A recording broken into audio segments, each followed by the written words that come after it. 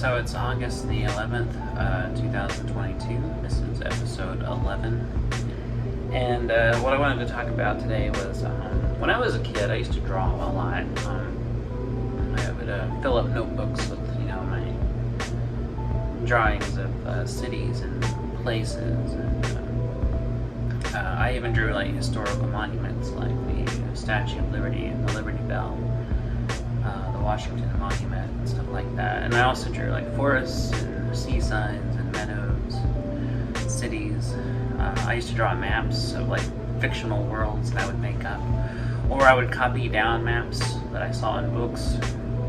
I remember when I was about 10, I traced, well not traced, but I replicated as best I could the map of Narnia from those Scholastic editions of the Chronicles of Narnia, the ones that have the Chris Van Allsburg covers, which are to this day my favorite editions of that series. I drew all the time. I would draw stuff I saw out of Dr. Seuss books. I would draw stuff I saw out of other picture books. I would check out nonfiction books of like the planets and astronomy, and I would draw those, like replicate those the best I could on paper. And I would make up characters, and I would draw like, kind of very crude looking characters, very oversimplistic features, and put them into situations like in their house or whatever. And my love for drawing it goes honestly as far back as I can remember. I remember being in kindergarten and even preschool, drawing nonstop, and I remember like any free time I had all throughout school, from my earliest days in elementary all the way up through high school. I was constantly drawing stuff. I would buy sketchbooks and I would fill them up, with a pretty wide range of subject matter. I remember drawing everything from trying to replicate the front page of a newspaper to drawing a very simple drawing of a candle in the middle of darkness. I remember drawing anthropomorphic flowers with like word bubbles talking to the viewer. I would try to draw like my own like fantastic scenes of different planets and stuff, and my own like skylines of trees and like silhouetted against like a setting sun or something. And I would try to draw things like I would try to draw like characters, but by this time in high school I had developed an anime influenced drawing style, so I would try to draw like these kind of manga looking characters. And I still to this day have a very manga and anime influenced style when it comes to drawing people, which I don't draw people nearly as much as I used to, but I still draw people. And even now I draw a lot, and I've been drawing a lot just lately. I've been drawing different things. I drew a little sketch of a woman with a giant conch shell for a head, and I drew like a silhouetted like skyline of a factory with like smoke billowing into the air. So I mean, even lately I've been drawing stuff, or I drew like a mini like alien being crucified on a cross and stuff like that. So I've always been drawing stuff. Sometimes more natural stuff, and sometimes more like kind of fantastic or surreal stuff. And I've always loved it. I've always appreciated visual art, even when I was a little kid. And I remember seeing programs on TV about artists like Gauguin or Dali or Van Gogh, and I remember being very just blown away by this stuff. I've always had a deep appreciation for the visual arts, whether it's sculpture or painting or comics or whatever, and that's never left me. I've always and still do. I very much have a appreciation for that kind of thing, and I'm not very good at visual art, but I like to do it. I admit I'm not the best. I'm not good at like technicals. I'm not good at like kind of drawing something in a more realistic way. I've never had the kind of talent to draw anything above more of a very intermediate, almost kind of cartoony looking thing. But that hasn't stopped me. I still, even now, still draw a lot, and it's a lot of fun, and it's very expressive, and it allows me to get a lot of kinds of ideas down that maybe I can't exactly get down in writing or communicate by playing the guitar or something. And I do it for expression and for fun, just, you know, almost like an innate need, like to get stuff out there, to like replicate what's in the mind's eye, you know, visually. And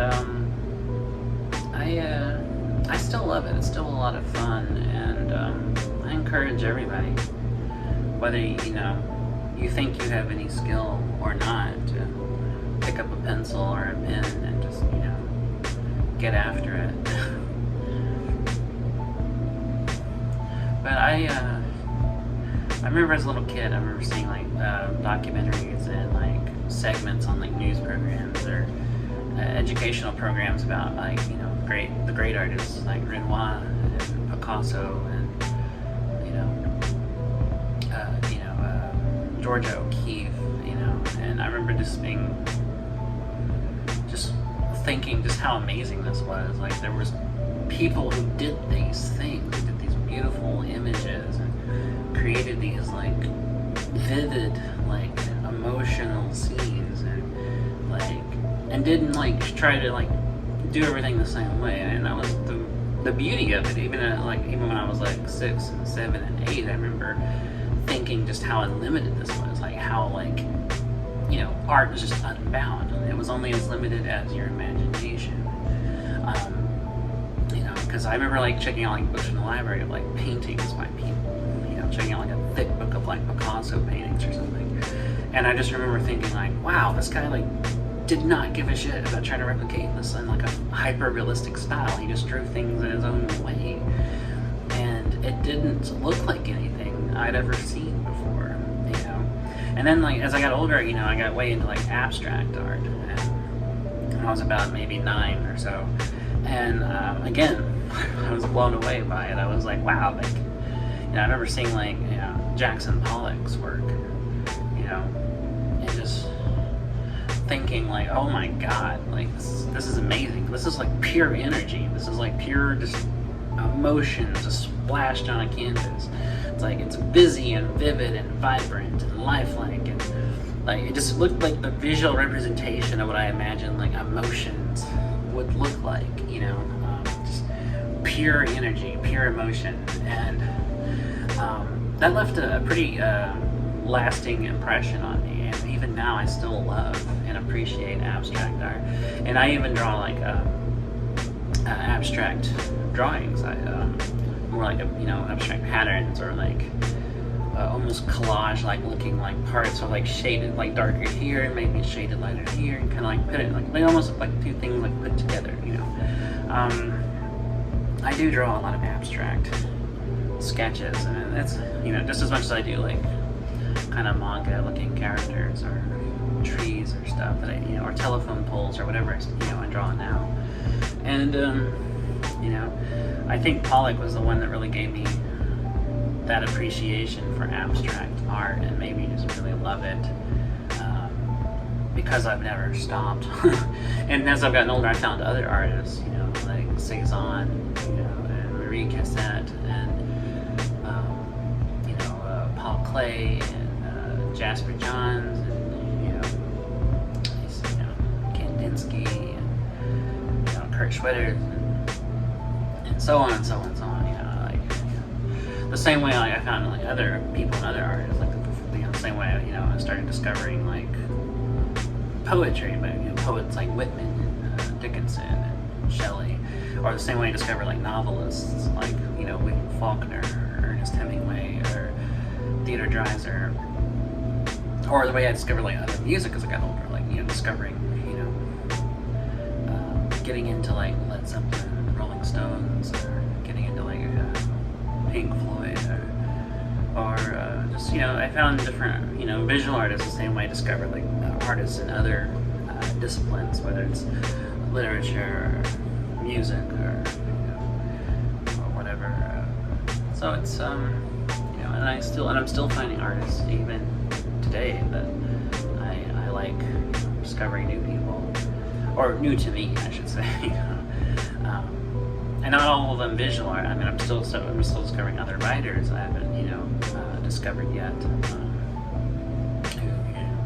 Or I'm discovering like music by people that I like, you know. And there's a lot of new music coming out that I haven't even heard yet, and recent stuff coming out that's really new that I'm just hearing, you know.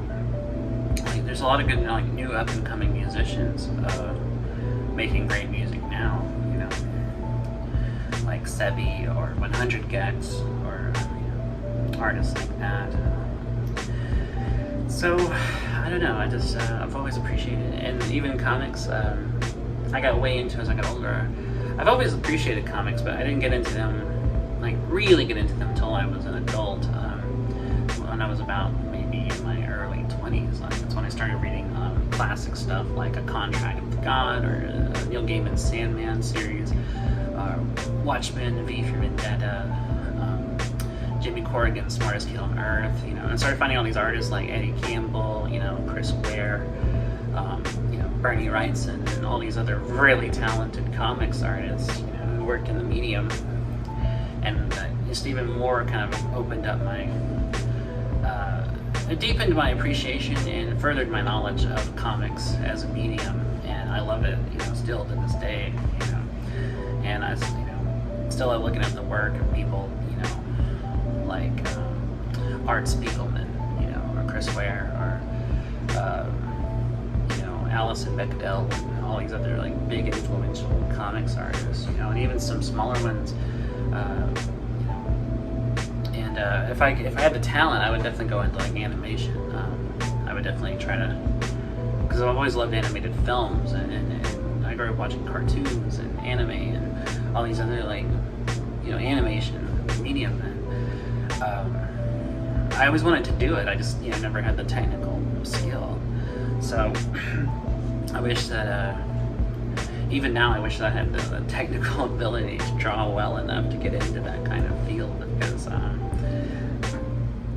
I still love it now. I'm a lifelong appreciator of animation, and as I've gotten older, I like delved into the history and found out the lives of the great animators like Bob Clampett or Tex Avery, and or Walt Disney or Hayao Miyazaki, or these other like amazing animators, you know, through history, and it just makes me wish I had the technical skill for it.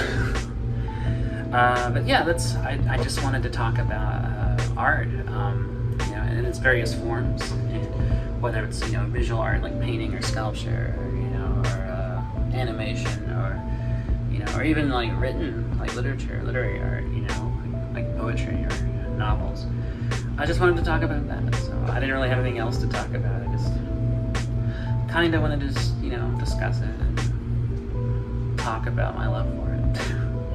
But that's all I had to say. I didn't really have anything else to add to that, so until I see y'all again, take care of yourself, take care of each other, look out for one another, be safe, be well, try to be happy, read good books, create good art, and stay hydrated. You know, make sure you're drinking plenty of water.